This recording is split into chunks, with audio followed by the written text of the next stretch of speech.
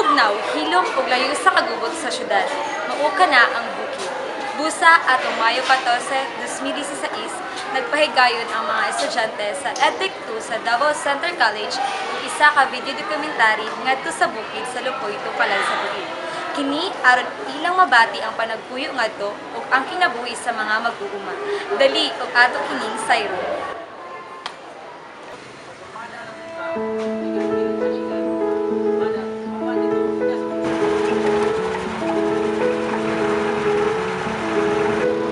Alas 7 sa buntag, higikan ang mga estudyante sa turig, sakay ang jeep padulong sa bukid.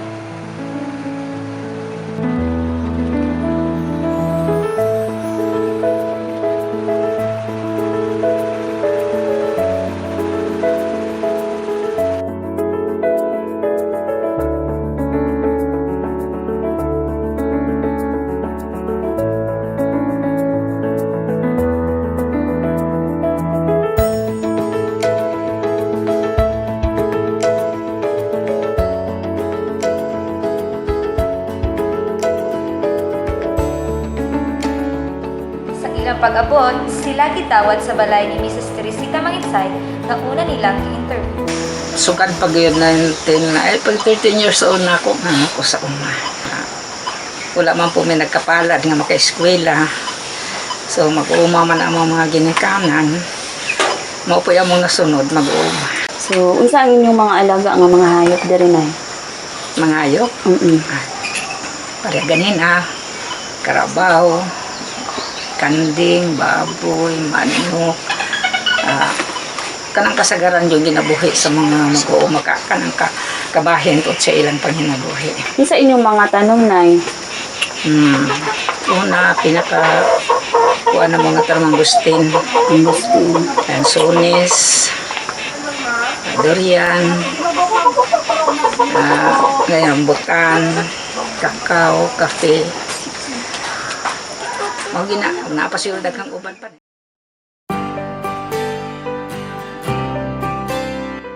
Sila nahatagan og higayon nga makalibot sa lugar didto ug makakita pa og ubang pananom.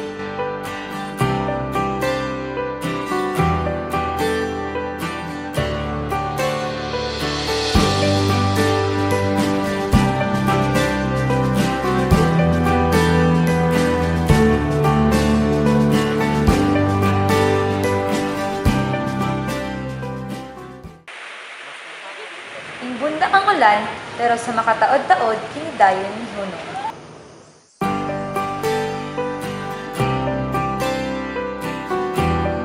Mahuman ka nga adlaw, nga namingaw ug malipayon ang mga estudyante.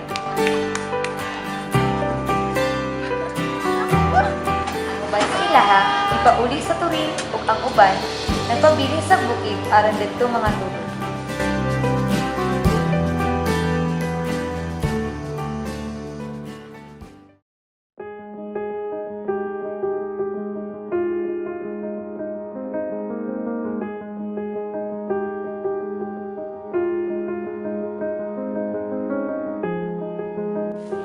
Kinaugmaon, adlaw sa Domingo, sila mibaktas sayo sa buntag padulong sa kapilya mao ang JKK San Jose aron motambong sa kasaulugan sa pulong sa alas 9 sa buntag.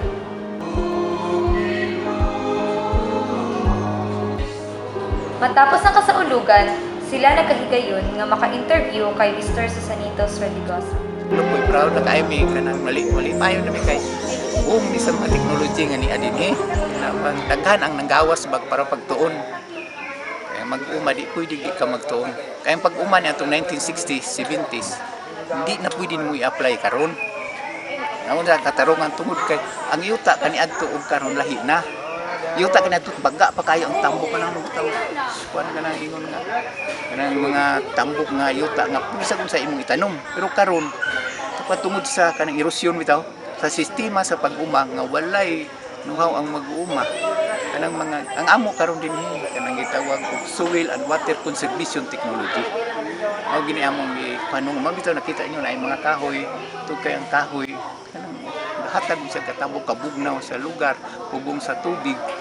ang sa mga hangin nga dako sa proteksyon ba nga bisan to ang yung benefits di kaya nimo makita dayon tungod kay moabot ba na sa tag 20 ka tuig. So sa gagmay nga mag-umad lisod ang pagtanong og kahoy. Pero ang tanang tubag sa kalamidad ako kayo mahimo ang kahoy. Wala daghan pong mamisita sa uban dinhi kanya tong late mga 1990s at 2005 daghang mga anhi po dinhi nga mga ila eskwelahan, Holy Cross, Holy Child, St. Peter's. Tanaw sila sa lugar. Daghan may makita dinhi labi ng mga reforestation na forest nami. Mandang may mag-uma kay wala lain solusyon sa problema sa kanang disaster magkalamidad nga dagko kay katabang ang kahoy. So kami mao gina nga mo naga-tree planting gini bisag naa nami kahoy. Naghimo mi nga nursery mao gani. Kinsa tong magkinahanglan. Di po na mo hatag baligya ko na mo ay. Mo rin sa GKT na mo na nga project. Ang pag-umak nilang art and science dili na ingon umal lang ko sa limpisa lang ko tanom lang ko diha nga wala na gamitin ni mga science and mga technology kauban na siya mura kilang mag-uma open mo training pero kinahanglan po ang kugi ug kanang plano sa pag-uma magtuon gyud ka imong pagpanguma kay kun di ka magtuon magpabilin ka lang nga wala mao bitaw ang gobyerno gwapo ang ilang mga programa kanang land reform kanang tagaan gyuta 3 hectares akong nakita akong ningon nga kanang 3 hectares sa usa ka gamayng mag-uma family size farm mabuhi na sa diha labi na ning lugar ingon ani ba nga mabuhi ang tanom maayo pero kun di mo na siya ugmaron di ka mo maniid sa ubang asa gyud maayo di ka magtuon kanang 3 hectares nimo mahugin ang imo ng parkilag saging pila ra may arkila kaming akong mga isuon bitaw ubang giparkilahan Manila 18,000 ang tuig sa usa ka hektarya kay kanang mangustin 10 years na una nimo makita ang iyang balos imong kuan kapi okay kay ning lugar kapi basta improve kining among halos tanom namo diri pero kakao kapi improve na ni ang mga variety kulang pud ang city agri kanang sa atong gobyerno siguro sa ilang panahon kayo sila panahon ba pag ani sa bukid sa ilang pagtan-aw nga okay nang ito na yung mga programa pero kinahanglan monitoring ang katuyuan sa programa sa agrarian reform program nga ma-uplift ang kinabuhi sa gagmay mag-uma kay Suporta.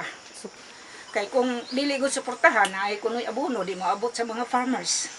Na hinabang kuno para sa mga mag-uma dili man maabot na. Istorya lang, balita lang. So karon siguro amo na gyud ang madawat. So unsa ka importante ang usa ka mag-uuman nay? Bata pa ko, nya nabati na ako nga lahi gud ang pagtan-aw sa katilingban sa mga mag-uuma. Sa porma pa lang niya daan, sa iyang sinultihan, sa iyang mga lihok. Nang kuan gid siya ka ng sakuan pa, dili kay sa dawat no, sa katilingban kay baba ra gid siya.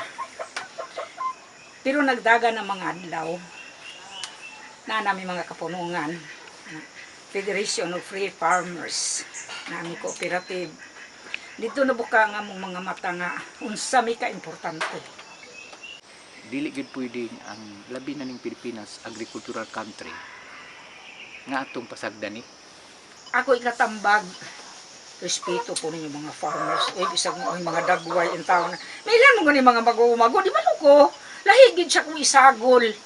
Lahigid siya. Pero hunang-hunaon lang nato nga lahi na siya, pero basig siya ang pinangga kay sa Diyos. asa kanang isgot ka unity naa pa ning gambita pag dinasigay naa pa pero kuok og kikiki mao ni among mga sakyanan gamit ri sa among katilingban nga epektibo kayo ba para namo diri mi magka-usa ka diri mo makita imong tinuod nga igsoon Kana bang wala ka na ilhi sa yuta, pero dito sa langit mahal ka kayo sa Diyos, katabang ka sa pag-ugmad sa kinaiyahan. wala ko magmahay nga mo'y akong napili nga bukasyon ang pag-uma. Mag-uuma ko. Kasi garbugin akong mag-uuma ko. Tinuod na nindot jud ang kinabuhi sa bukid tungod kay kini simple pero malipay. Ug ang pagkamanguguma usa sa pinakaimportante nga propesyon ni ining kalibutan nga unta magpabilin hantod sa katapusan.